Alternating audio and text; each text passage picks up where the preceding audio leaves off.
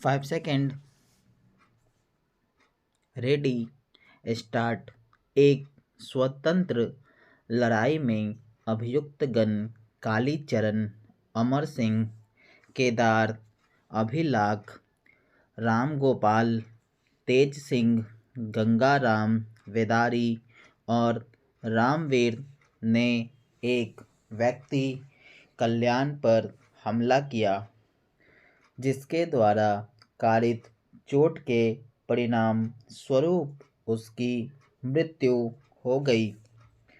विचारण न्यायालय ने निर्णय दिनांक 16/1/2017 के द्वारा अभियुक्तगण को भारतीय दंड संहिता की धारा 148, 302, 149, 325/149 के अंतर्गत दोषसिद्ध एवं दंडित किया।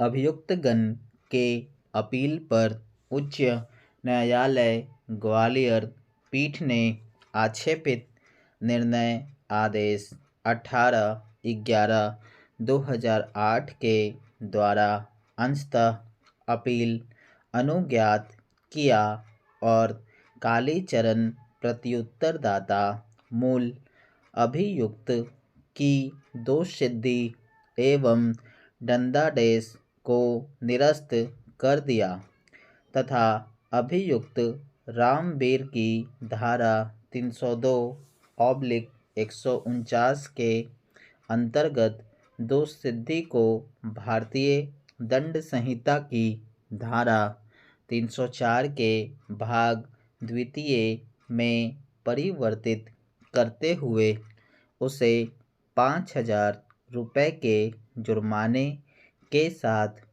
5 वर्ष के कठोर कारावास के दंड से दंडित किया। साथ ही साथ कालीचरण की दोषसिद्धि की धारा 323 और 325 के अंतर्गत परिवर्तित करते हुए दंडादेश को भुगते गए दंड तक ही समायोजित किया। अभियुक्त अमर सिंह, केदार, अभिलाख और रामगोपाल की दोषसिद्धि को निरस्त करते हुए उन्हें दोषमुक्त कर दिया और अभियुक्तगण तेज सिंह, गंगाराम और वेदारी को भारतीय दंड संहिता की धारा 323 के अंतर्गत दोषसिद्ध और पहले भुगते गए दंड से दंडित किया। अतः राज्य की ओर से यह अपील प्रस्तुत किया गया निर्णय एक पक्षों का बहस सुनने और अभिलेख पर मौजूद साक्ष्यों का अवलोकन करने तथा अवर न्यायालयों के निर्णय का परिशीलन करने के पश्चात हम इस राय में हैं कि जहाँ तक अभियुक्तगण कालीचरण, अमर सिंह, केदार, अभिलाख, रामगोपाल, तेज सिंह, गंगाराम, वेदारी का संबंध है, उच्च न्यायालय के द्वारा उनके दोष सिद्धि, दंडादेश और दोष मुक्ति में हस्तक्षेप करने का कोई कारण नहीं है। मामले के तथ्यों और परिस्थितियों में और इस तथ्य पर विचार करते हुए कि पक्षों के बीच में एक स्वतंत्र लड़ाई हुई थी और उनमें अभियुक्तों की भूमिका के अनुसार ठीक ही उच्च न्यायालय ने मामले को निर्णीत किया है, जिसे इस न्यायालय के द्वारा निर्णीत कन्वर लाल बनाम मध्य प्रदेश राज्य 2002 के निर्णय से समर्थन प्राप्त है। अतः उपयुक्त अभियुक्तगण के विरुद्ध अपील को निरस्त किया जाता है। 2. जहाँ तक अभियुक्त रामवीर के दोष सिद्ध का संबंध है, अभिलेख पर मौजूद साक्ष्यों से दर्शित है कि रामवीर ने मृतक पर प्राणघातक हमला किया था। उसने मृतक के शरीर पर वार किया था।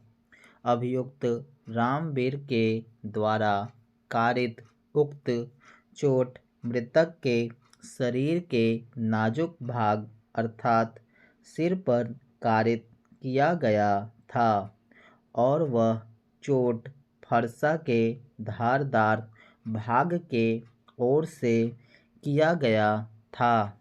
इसलिए उच्च न्यायालय अपीलार्थी की दोष सिद्धि को भारतीय दंड संहिता की धारा 304 के भाग द्वितीय में परिवर्तित करने में न्यायोचित नहीं है।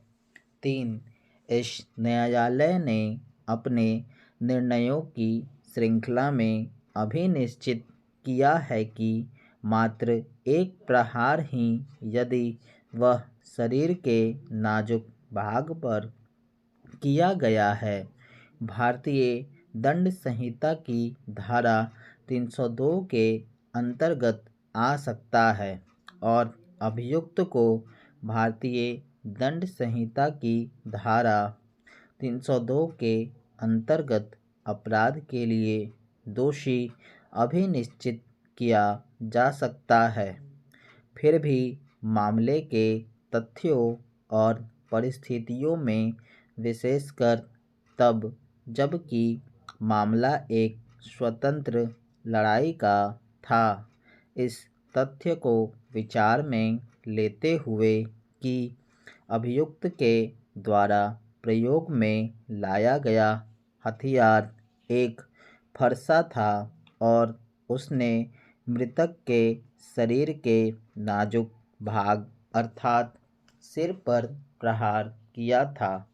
मामले के तथ्यों एवं परिस्थितियों में हम इस राय में हैं कि उच्च न्यायालय ने अभियुक्त रामवीर के दोष सिद्धि को भारतीय दंड संहिता की धारा 302/149 से धारा 304 के भाग द्वितीय में परिवर्तित करने में एक गंभीर त्रुटि कारित किया है।